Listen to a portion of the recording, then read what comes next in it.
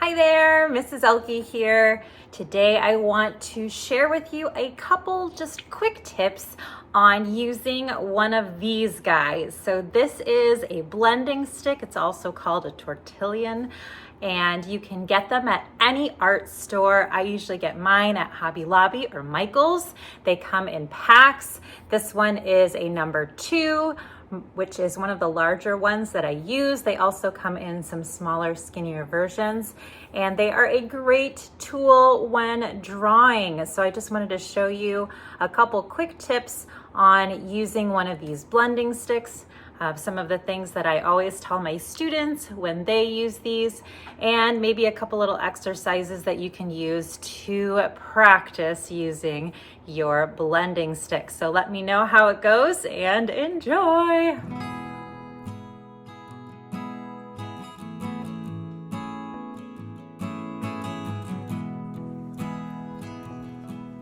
So today I wanted to talk to you about this tool right here. It is a wonderful tool to create some amazing shading in your art. People call this a tortillon. I call it a blending stick because that is what it does. It blends. And all it is some paper that is very, very tightly wound. You can usually see there's a place where you can actually start unwrapping it, but I tell people don't ever unwrap it. I've actually never had to unwrap these because I always use them at an angle. They always stay plenty sharp instead of using them just on their tip. I just want to show you a couple of ways that I use the blending sticks to help me create a nice, smooth, blended drawing. So I'm just going to use this blending stick and a number 2 pencil, and I've got an eraser in case I need it as well. So usually when I am blending a section of my drawings, let's say I have a box here and I want to add a nice even blend to the inside of the box, I recommend starting with your pencil and just coloring really, really lightly to fill in the majority of the box. Now, when I color with a pencil, you can usually see that I've got these lines that show up.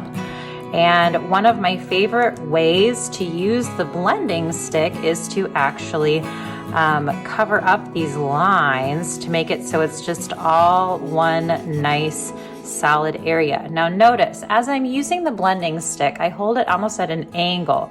You can even hold it with your fingers above the stick like this, and I'm always blending in circular motions because I don't want these lines to show up.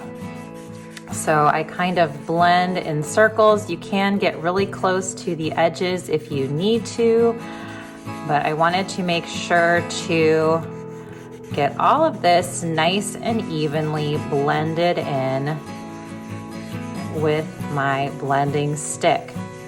And the idea is to get rid of any lines that would show from just when you drew with the pencil, okay? Now, if I did need to get close to these edges, I could go back in with my pencil and fill that in and then go back in with my blending stick. You can use the tip if you need to get more precise areas. Now, they also make these blending sticks in a lot of different sizes. This one that I have here is actually very fat. It's one of the larger ones that I use. They also have some very narrow and small ones that you can use for more detailed drawings. So that's the basic way that I use the blending stick to get an area nice and filled with a specific value. Now you can also use it, let's say I've got a line, maybe this is the outline of something, and I like to take my pencil and start right next to the line and then gradually get lighter as I get away from the line. And this kind of helps, give that idea of form. So I'm gonna start with this curved line. I'm gonna go next to it with my pencil.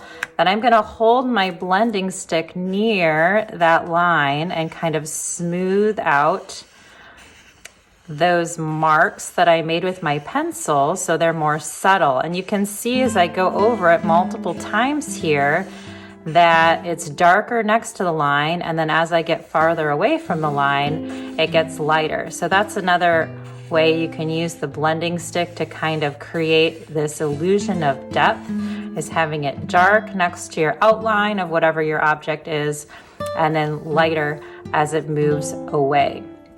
Now you can also use your blending stick just to add some very, very light, subtle value. Because I've used this on other projects, you can see it already has some pencil on it. So I'm not even going to color with my pencil, and I'm just going to go straight in with my blending stick.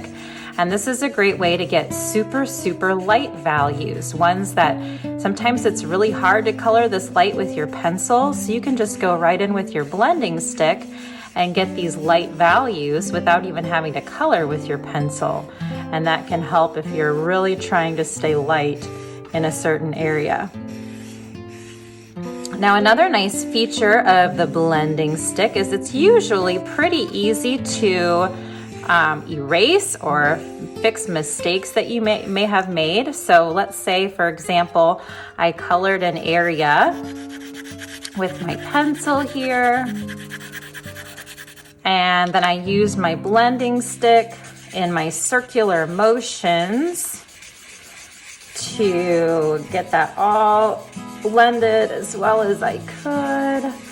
And I decided, oh, maybe I didn't really want all of that value, or maybe I needed to leave out some light areas. So that's when you can take your eraser, and usually it comes up pretty easily. So you can see if I erase, it goes right through the blending area and really can lift out the white of the paper again with ease. So that's really nice too.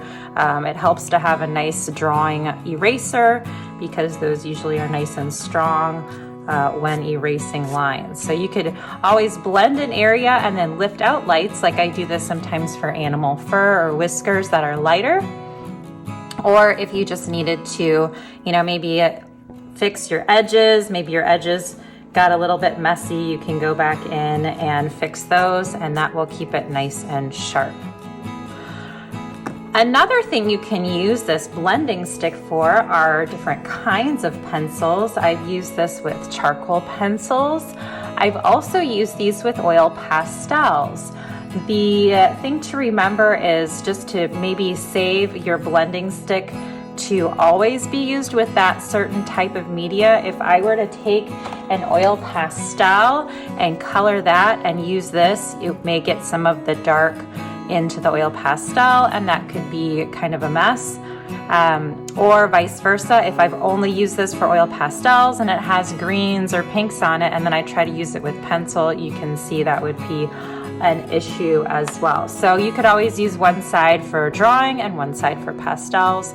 That could be something, or usually these come in sets when you get them at the store, so you could use it with a set of blending sticks. You could use one for pencil, one for charcoal, one for oil pastel. So there's lots of different ways to use these.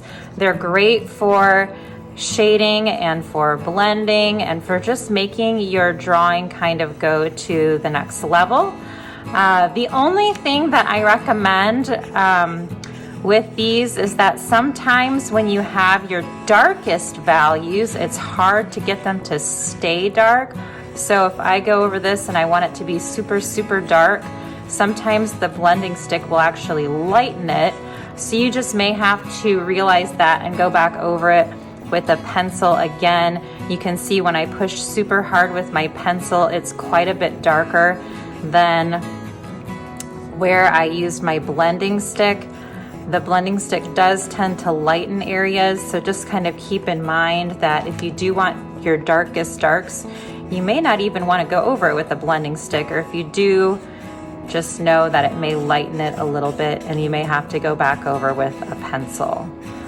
So hopefully you enjoy these couple tips here when using a blending stick. They are a great artist tool, and I hope to add more videos similar to this, so make sure you check them out on my channel, Elke Art, and have fun playing with these drawing techniques. Thanks for watching.